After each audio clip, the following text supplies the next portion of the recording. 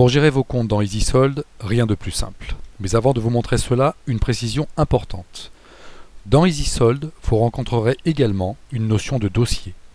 Un dossier est nécessaire dès lors que l'on souhaite gérer des familles et sous-familles d'opérations spécifiques. Par exemple, vous êtes entrepreneur et vous souhaitez gérer dans EasySold aussi bien vos comptes personnels que professionnels. Dans ce cas, vous créerez un dossier professionnel par exemple et un dossier personnel. En effet, les sous-familles que vous allez utiliser pour gérer vos comptes ne sont pas les mêmes.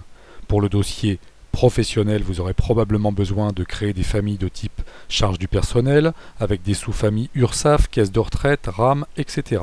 Ces notions ne vous servent à rien pour vos comptes personnels. Mais très important, notez que dans un même dossier, vous pouvez gérer autant de comptes que vous le souhaitez. Cette précision étant faite, voyons maintenant comment créer un nouveau compte. Il suffit de cliquer sur ce bouton, de donner un nom à ce compte, par exemple BNP Madame, éventuellement de saisir un descriptif, compte de mon épouse. Cette notion de descriptif peut être très intéressante pour un compte virtuel qui servirait à saisir des opérations spécifiques de simulation. Nous verrons cela dans une autre vidéo. On peut également indiquer un numéro de compte et préciser bien sûr le solde de départ de ce compte.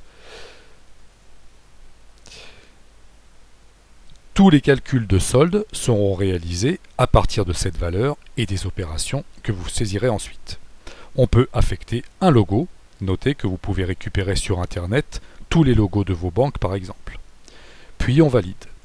Le compte est créé et rajouté automatiquement dans la liste. Pour modifier un compte, il suffit de double-cliquer dessus, vous retrouvez la fenêtre préalable et vous faites vos modifications. Pour supprimer un compte, il convient de le sélectionner, puis de cliquer sur ce bouton. Attention, la suppression d'un compte implique évidemment la suppression de toutes ces écritures.